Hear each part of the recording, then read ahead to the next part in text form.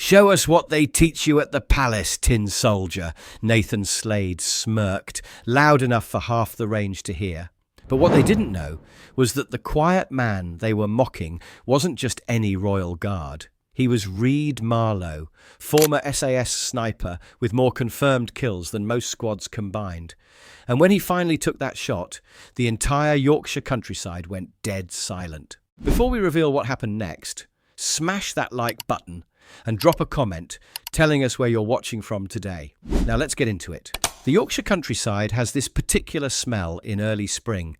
Chalk dust mixing with diesel fumes from the access road, cut grass still damp from morning dew, and that crisp bite of air that makes your lungs wake up whether you want them to or not.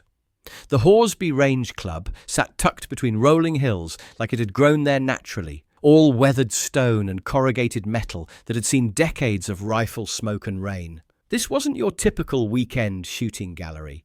No plastic targets shaped like zombies. No rental counters hawking overpriced ammo. Just serious marksmen with serious rifles. The kind of place where conversations happened in murmurs and everyone knew everyone's business without asking. The car park told the story. Battered Land Rovers with mud-caked wheel wells, estate cars with discreet gun cases visible through rear windows, and not a single vehicle that looked like it cared about impressing anyone. Reid Marlow stepped out of his grey Honda like he was getting out to buy groceries. Mid-40s, average height, the kind of compact build that came from years of carrying heavy kit rather than gym sessions. His clothes were unremarkable. Dark jeans, plain black windbreaker, worn leather boots that had obviously walked more miles than most people drove in a year. The only thing that might have caught your eye was how he carried himself. Not stiff like a soldier on parade, but with that economy of movement that comes from being very, very good at staying alive. He signed in at the clubhouse without small talk, nodded to the range officer, a grizzled ex-sergeant who'd seen enough shooters to spot the real ones at 50 paces, and quietly claimed lane 8, while other marksmen were already unpacking tactical cases full of carbon fibre and titanium. Reid simply laid out a canvas rifle wrap that looked older than some of the shooters present. What emerged was a thing of beauty if you knew what you were looking at. The L42A1, Britain's answer to precision shooting, when men like Reid were crawling through poppy fields and mountain passes most people couldn't pronounce. Woodstock worn smooth by countless hands, iron sights that had never needed batteries or adjustments, and metal that had that particular patina of something built to last generations rather than impress civilians. Reid assembled it with the same care other men reserved for family heirlooms, checking the bolt action once before laying it gently on the bench rest. Then he did something that would have seemed odd to anyone watching. He just sat there, didn't fidget with equipment, didn't practice dry firing, just opened a steel thermos, poured tea into the cap, and watched the range flags flutter in the distance.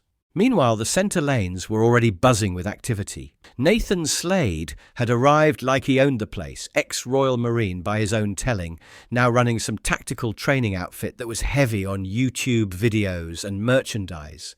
Big shoulders, bigger mouth, and a custom rifle that probably cost more than most people's cars. The kind of man who turned every conversation into a chance to mention something vaguely military he'd done in some vaguely dangerous place. "Right then, lads," Slade announced to no one in particular, unzipping a case that could have housed a small piano. "Time to show these weekend warriors what proper field craft looks like." His rifle was a work of art if your taste ran toward intimidation. Matte black everything, scope that belonged on a telescope, bipod, suppressor, and enough tactical accessories to stock a small armory. He set it up with theatrical precision, making sure everyone could see the custom engravings and manufacturer logos. That's when he spotted Reid. "Well, well," Slade chuckled, his voice carrying across 3 lanes. "Looks like someone's grandfather brought his war trophy." A few of the younger shooters glanced over and snickered. Reid didn't react, just sipped his tea and continued watching the wind patterns downrange like he was reading a book. This lack of response seemed to irritate Slade more than any comeback would have. He was the kind of man who fed on attention, the way engines feed on petrol, and being ignored was like running on an empty tank. "Tell me, mate," Slade called out, louder now. "Do they actually let you fire that thing, or is it just for the museum display?" More laughter from the peanut gallery. Reid kept watching the flags. But at the end of the bench line, an older man in a worn, waxed jacket looked up from his own rifle case. Grey beard, steady hands that had obviously held more than target rifles, and eyes that missed nothing. He watched Reid for a long moment, then shifted his gaze to Slade, with something that might have been concern, because he'd seen this before. The loud mouth picking on the quiet professional, and he knew how it usually ended. Slade was hitting his stride now. 3 perfect shots at 400 meters with his space-age equipment, each impact announced with a sharp ping of steel and a satisfied grunt. The small crowd around him was growing, younger shooters drawn by the combination of expensive gear and easy confidence. He worked the crowd like a performer, explaining wind calculations and ballistic coefficients, with the air of a man who'd never met a technical detail he couldn't turn into a story about his own expertise. "Of course, it helps when you've done this for real," he said, cycling the bolt with unnecessary flair. "Not just standing around looking pretty for tourists." Another glance toward Reid, who still hadn't touched his rifle, still hadn't reacted to any of the commentary, just sat there like a man waiting for a bus that would arrive exactly when it was supposed to. "I mean," Slade continued, playing to his audience, "fair play to the ceremonial lads. Takes discipline to stand still for hours. But this," he gestured toward his smoking barrel, "this takes a different kind of training altogether." One of the younger shooters, couldn't have been older than 25, piped up. "Is he actually one of those guards with the funny hats?" "Has to be," another replied. "Look at him. Probably polishes his boots 3 times a day." The laughter was getting more pointed now, less nervous. Slade had successfully turned Reid into the butt of a joke that was writing itself. The quiet man with the old rifle who didn't know he was outclassed. But the grey-bearded veteran wasn't laughing. He'd closed his own rifle case and was watching the scene with the expression of a man watching someone walk toward thin ice. Not worried exactly, just anticipating. Because Reid's stillness wasn't the stillness of a man being ignored. It was the stillness of a man choosing his moment. After nailing another cluster at 500 meters, Slade decided it was time to make his point more directly. He stood up, rifle cradled across his forearms like he was posing for a magazine cover, and turned toward Reid's lane. "All right then, Buckingham," he called out. "Since you've been sitting there soaking up all this professional instruction, how about a demonstration? Show us what they teach you in that palace of yours." Reid looked up for the first time since the commentary started. Not angry, not embarrassed, just mildly curious, like someone had asked him the time. "I'm not here to compete," he said quietly. His voice carried despite its low volume, the kind of voice that didn't need to shout because it was used to being obeyed the first time. Slade grinned wider. "Come on, mate, don't be shy. 1 shot. Same distance I've been working. Let's see if ceremonial training translates to actual marksmanship." Reid returned to watching the wind flags. This non-response was clearly killing Slade. The crowd was starting to lose interest, some drifting back to their own lanes. Nothing deflated a showman quite like being ignored, and Slade could feel his audience slipping away. "Tell you what," he pressed, voice getting sharper. "I'll even let you use a proper scope. Can't have you missing because your museum piece doesn't have any real sights." Still nothing from Reid. The grey-bearded man finally stood up and walked closer, positioning himself where he could see both shooters clearly. His movement was casual, but there was something in his posture that suggested he was getting ready for something. Slade tried one more time. "Look, I get it. Must be intimidating being around actual operators after years of standing around for selfies.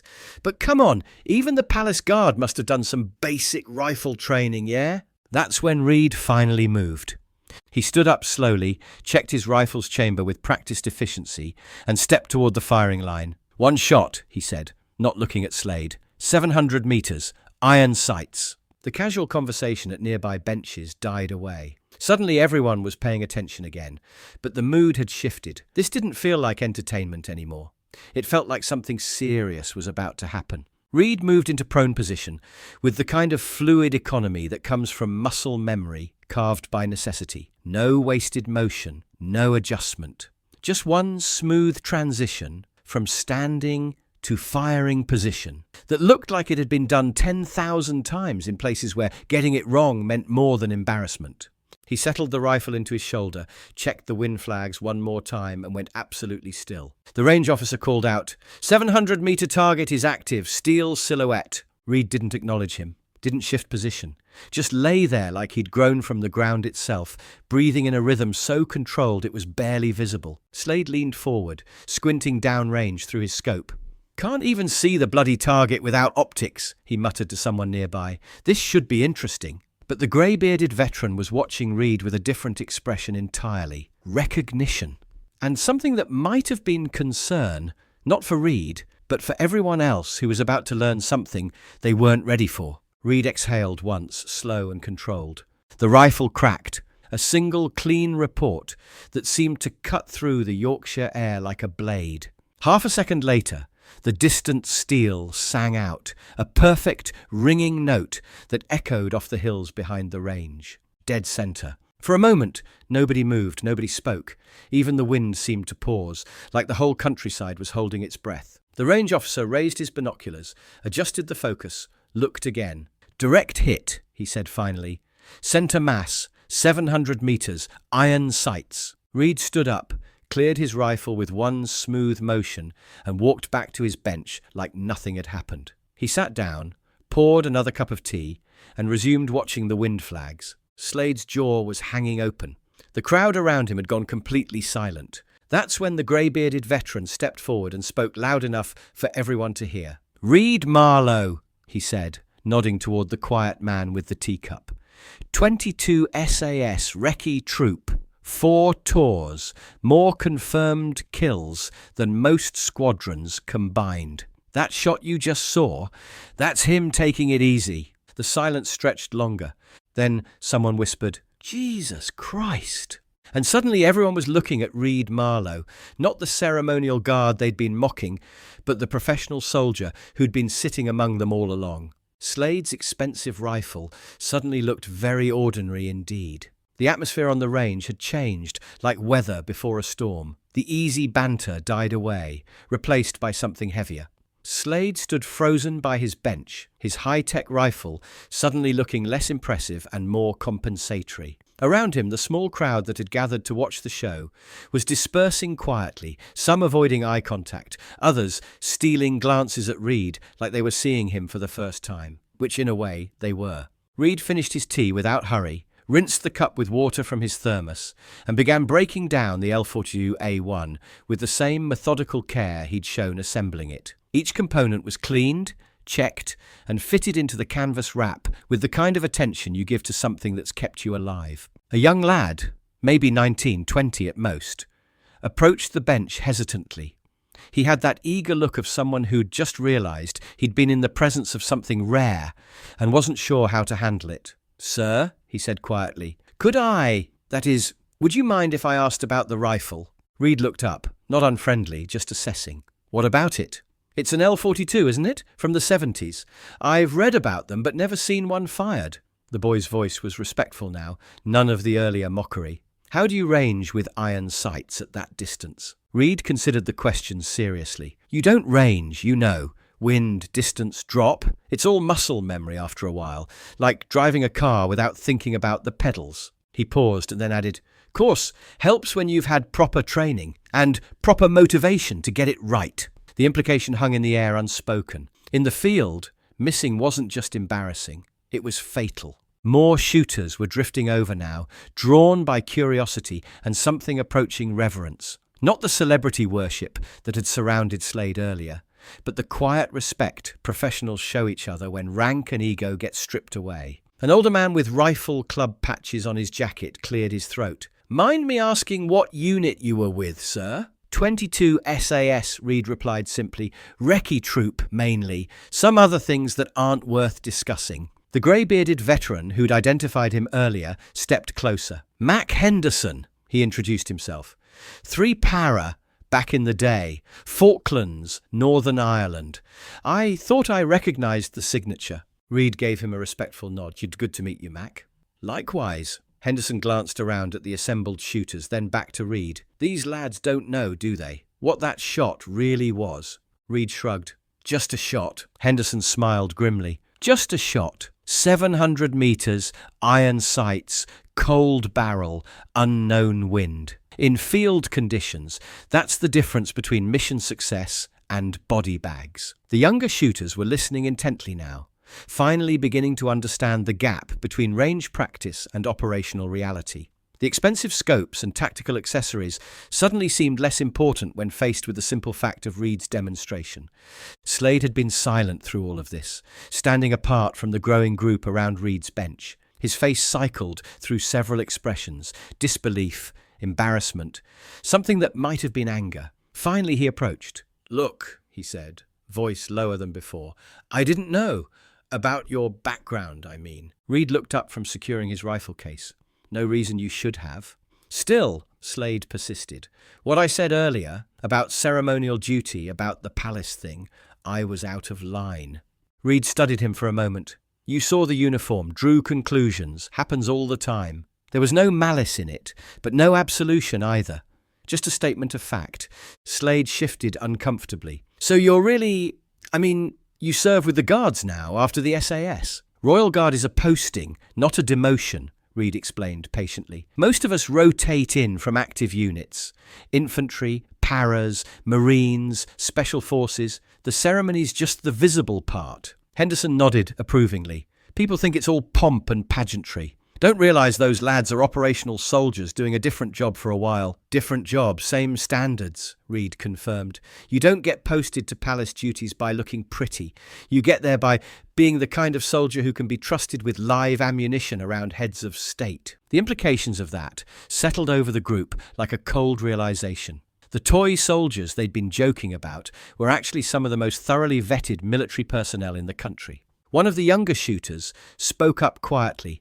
"So when you're standing guard at Buckingham Palace..." "I'm an active duty soldier with a loaded rifle protecting the monarch," Reid finished matter-of-factly. "Same as any other security posting, just with more tourists taking pictures." The range had grown quiet around them. Other shooters at distant benches were packing up their gear, the day's competitive atmosphere having evaporated into something more reflective. Slade's expensive demonstration had become an expensive lesson in assumptions. Reid closed his rifle case and stood, shouldering his kit bag. "Gentlemen," he said with a polite nod. As he turned to leave, Henderson called after him. "Reid, that shot, what was the actual range?" Reid paused. 750, near enough. Wind was tricky. The target was marked at 700. Reid shrugged. "Range markers are approximate. I pace my own distances." And with that, he walked away, leaving behind a group of marksmen who were suddenly far less certain about what they thought they knew about shooting, soldiering, or the quiet professionals who did both for a living. The gravel crunched under Reid's boots as he made his way toward the car park, the L-42A1 secure in its canvas case, slung over one shoulder. Behind him, the range had settled into an unusual quiet. Not the focused silence of concentration, but the contemplative hush that follows a moment of genuine education. He reached his Honda without ceremony, popped the boot, and laid the rifle case inside, with the same careful attention he'd shown all day. No hurry, no fuss, just the methodical actions of a man who'd learned that rushing led to mistakes, and mistakes led to consequences he'd rather not think about on a peaceful Yorkshire afternoon. The sound of footsteps on gravel made him glance up. It was the young lad who'd asked about the rifle, walking over with the hesitant gait of someone who wanted to say something, but wasn't sure they should. "Sir," the boy called out when he was close enough, "I just wanted to say, well, thank you for the demonstration, and for setting us straight about the Guards." Reid nodded. "No need for thanks. Maybe just remember it next time you see someone in ceremony kit." "I will, sir. Definitely." The boy paused, then added, "My grandfather was 2 para. He always said the loudest soldier in the room usually isn't the most dangerous one." That brought a faint smile to Reid's face. "Your grandfather was a wise man." As the boy walked back toward the clubhouse, Reid became aware of other eyes on him. Not staring exactly, but the kind of respectful observation soldiers give each other in recognition of shared understanding. Mac Henderson stood by the range office, smoking a cigarette and watching with approval. A few of the other shooters had gathered near their vehicles, talking in low voices that somehow managed to sound both animated and subdued. Only Slade remained at his bench, methodically cleaning his expensive rifle with movements that suggested his mind was elsewhere entirely. Reid closed the boot of his car and walked around to the driver's door. The afternoon was advancing toward evening, painting the Yorkshire hills in long shadows and golden light. In the distance, he could hear sheep calling to each other across stone walls older than his grandfather, and the faint rumble of a tractor working distant fields. Peace. The kind of deep, settled peace that you only really appreciated after you'd spent time in places where it didn't exist. He was about to get into the car when Mac Henderson approached, not hurrying, just walking over with the measured pace of a man who'd earned the right to speak his mind. "Reid," he said when he was close enough. "Good shooting today." "Thanks, Mac." Henderson took a long draw on his cigarette, exhaled slowly. "Been coming to this range for 15 years. Seen all sorts. Weekend warriors, competition shooters, ex-military from every service you can name. But I've never seen anyone make a point quite like you did today." Reid shrugged. "Wasn't trying to make a point. Just took a shot." "Bollocks," Henderson said gently. "That was the most educational thing to happen at this range since I started coming here. Half those lads in there are going to go home tonight and think differently about service, about assumptions, about what real competence looks like when it doesn't need to advertise itself." Reid considered this. Maybe that's not a bad thing. Definitely not a bad thing. Henderson flicked his cigarette away and extended a hand. "It was an honour, mate. Genuinely." They shook hands, briefly, firmly, with the understated respect of professionals who recognized each other across the boundaries of unit and service. Reid got into his car and started the engine. As he reversed out of the parking space, he could see through the rear window that several of the shooters had gathered around Henderson, no doubt pressing him for more details about what they'd witnessed. The old para was gesturing toward the distant targets, probably explaining the technical difficulty of what they'd seen. Good. Let them understand. Let them go home with a different perspective on the quiet professionals who served without needing recognition, who carried skills that couldn't be bought at any equipment shop, who wore ceremonial uniforms while remaining very real soldiers underneath. Reid turned out of the car park and onto the narrow country road that would take him back toward London, toward his flat, toward tomorrow's duty roster at the palace. In a few days, he'd put on the red tunic and bearskin cap, take post at one of the ceremonial gates, and stand perfectly still while tourists took photographs and made jokes about toy soldiers. And none of them would ever need to know, that the quiet man holding the rifle was someone who'd learned his craft in mountains and deserts where missing meant more than embarrassment, which was exactly how it should be. Behind him, the Horsby Range Club settled into evening quiet, the day's lessons absorbed into the Yorkshire countryside like rain soaking into ancient soil. Tomorrow would bring new shooters, new conversations, new demonstrations of skill and equipment. But today had been different. Today, they'd learnt the difference between talking about war and having been there. And that, Reid thought as the familiar roads carried him home, was probably worth the price of ammunition. Have you ever misjudged someone based on their appearance? Why do you think the most dangerous people are often the quietest ones? What does it mean when ceremony and combat skills exist in the same person? Let us know in the comments below. We read every single one and they help shape our next stories. If this changed how you see the Royal Guards, hit that like button. It tells us we're on the right track. Don't forget to subscribe and ring that notification bell so you never miss our daily stories about the professionals who serve without seeking glory. And if you know someone who thinks quiet people are weak, share this video with them. There's another incredible Royal Guard story waiting for you on screen right now. Check it out. And we'll see you tomorrow with another tale that proves real strength doesn't need to announce itself. Until then, remember, the most dangerous person in any room is usually the one you don't notice.